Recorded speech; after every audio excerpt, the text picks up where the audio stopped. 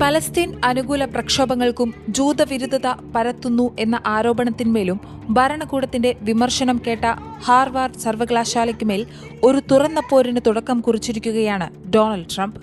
ഇനി മുതൽ സർവകലാശാലയ്ക്ക് വിദേശ വിദ്യാർത്ഥികളെ സ്വീകരിക്കാൻ കഴിയില്ലെന്നും നിലവിലുള്ള വിദ്യാർത്ഥികൾ എത്രയും വേഗം മറ്റ് ഇടങ്ങളിലേക്ക് മാറണമെന്നും സാധിക്കാതെ വരുന്ന പക്ഷം അമേരിക്കയിൽ നിന്നും അവരെ നാടുകടത്താനുമാണ് നീക്കം. നിലവിൽ ഇന്ത്യയിൽ നിന്നുള്ള 788 വിദ്യാർത്ഥികൾ സർവകലാശാലയിൽ പഠിക്കുന്നുണ്ട്. പഠനം മുടങ്ങിപ്പോകുന്ന സാഹചര്യം മുന്നിൽ വന്നതോടെ എന്തു ചെയ്യണമെന്നറിയാതെ അനിശ്ചിതത്വത്തിലാണ് വിദ്യാർത്ഥികൾ.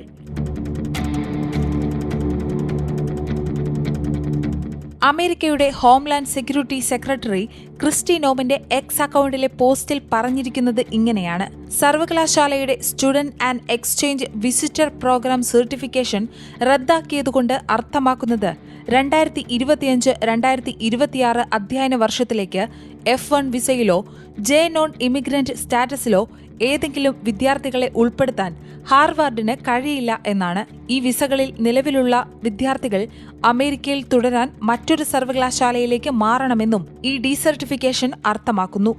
സർവകലാശാലകൾക്ക് വിദേശ വിദ്യാർത്ഥികളെ ചേർക്കാനും അവരുടെ ഉയർന്ന ട്യൂഷൻ പേയ്മെന്റുകൾ പ്രയോജനപ്പെടുത്താനും കഴിയുക എന്നത് ഒരു പദവിയാണ്, അവകാശമല്ല. എല്ലാം ശരിയായി ചെയ്യാൻ കഴിയുന്ന സാഹചര്യം ഹാർവാർഡിന് ധാരാളമുണ്ടായിരുന്നു. എന്നാൽ അവർ അത് നിരസിച്ചു. രാജ്യത്തുടനീളമുള്ള എല്ലാ സർവകലാശാലകൾക്കും അക്കാദമിക് സ്ഥാപനങ്ങൾക്കും ഇതൊരു മുന്നറിയിപ്പാണ്. ഹാർവാർഡ് സർവകലാശാലയും ട്രംപ് സർക്കാരും തമ്മിൽ മുന്നേ തന്നെ ആരംഭിച്ച സംഘർഷത്തിന്റെ ഒടുവിലത്തെ നീക്കമാണിത്.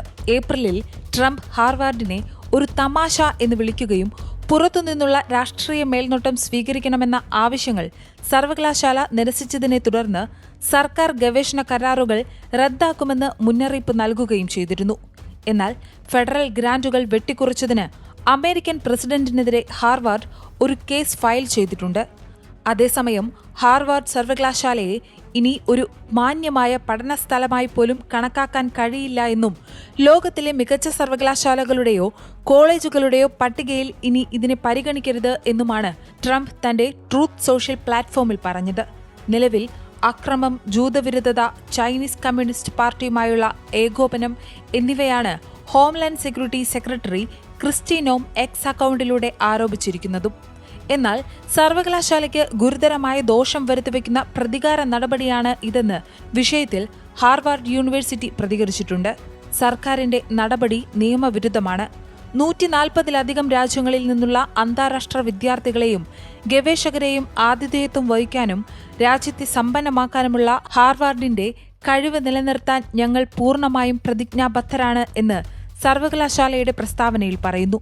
യൂണിവേഴ്സിറ്റി സ്ഥിതിവിവര കണക്കുകൾ പ്രകാരം 2024-2025 അധ്യയന വർഷത്തിൽ ഹാർവാർഡ് ഏകദേശം 6800 അന്താരാഷ്ട്ര വിദ്യാർത്ഥികൾക്കാണ് പ്രവേശനം നൽകിയിട്ടുള്ളത്. ഇത് മൊത്തം പ്രവേശനത്തിന്റെ 27% വരും. സർവകലാശാലയുടെ ഔദ്യോഗിക വെബ്സൈറ്റ് പ്രകാരം എല്ലാ വർഷവും 500 മുതൽ 800 ഇന്ത്യൻ വിദ്യാർത്ഥികളും ഗവേഷകരും ഹാർവാർഡിൽ പ്രവേശനം നേടുന്നുണ്ട്. നിലവിൽ ഇന്ത്യയിൽ നിന്നുള്ള 788 വിദ്യാർത്ഥികളും സർവകലാശാലയിൽ പഠിക്കുന്നു.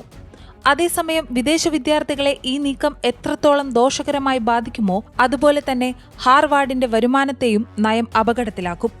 രാജ്യത്തിന് പുറത്തുനിന്നുള്ള വിദ്യാർത്ഥികളാണ് മിക്കപ്പോഴും മുഴുവൻ ട്യൂഷൻ ഫീസും അടയ്ക്കുന്നത് എന്നതിനാൽ തന്നെ അന്താരാഷ്ട്ര വിദ്യാർത്ഥികളെ നഷ്ടപ്പെടുത്തുന്നത് സാമ്പത്തികമായി കനത്ത തിരിച്ചടിയാണ് സർവകലാശാലയ്ക്ക് ഉണ്ടാക്കാൻ പോകുന്നത്. അതിനാൽ student exchange visitor program access പുനഃസ്ഥാപിക്കുന്നതിനായി അച്ചടക്ക ഡാറ്റ, ക്യാമ്പസിൽ വിദ്യാർത്ഥികൾ നടത്തിയിട്ടുള്ള പ്രതിഷേധ ദൃശ്യങ്ങൾ എന്നിവയുൾപ്പെടെയുള്ള രേഖകൾ സമർപ്പിക്കാൻ സർവകലാശാലയ്ക്ക് 72 മണിക്കൂർ സമയമാണ് അനുവദിച്ചിട്ടുള്ളതെന്ന് ക്രിസ്റ്റി നോമിന്റെ എക്സ് പോസ്റ്റിൽ പറയുന്നു. എന്നാൽ ഈ തീരുമാനത്തെ ചോദ്യം ചെയ്തുകൊണ്ട് ഹാർവാർഡ് ഫയൽ ചെയ്ത പരാതിക്കുമേൽ US ജില്ലാ ജഡ്ജി അലിസൺ ബറോസ് ട്രംപിന്റേത് സർവകലാശാലയ്ക്കെതിരായുള്ള വ്യക്തമായ പ്രതികാര നടപടിയാണെന്നും സർക്കാർ സർവകലാശാലയെ SCVP സംവിധാനത്തിൽ നിന്ന് നീക്കം ചെയ്യുന്നത് നിയമവിരുദ്ധമാണെന്നും പ്രസ്താവിച്ചു.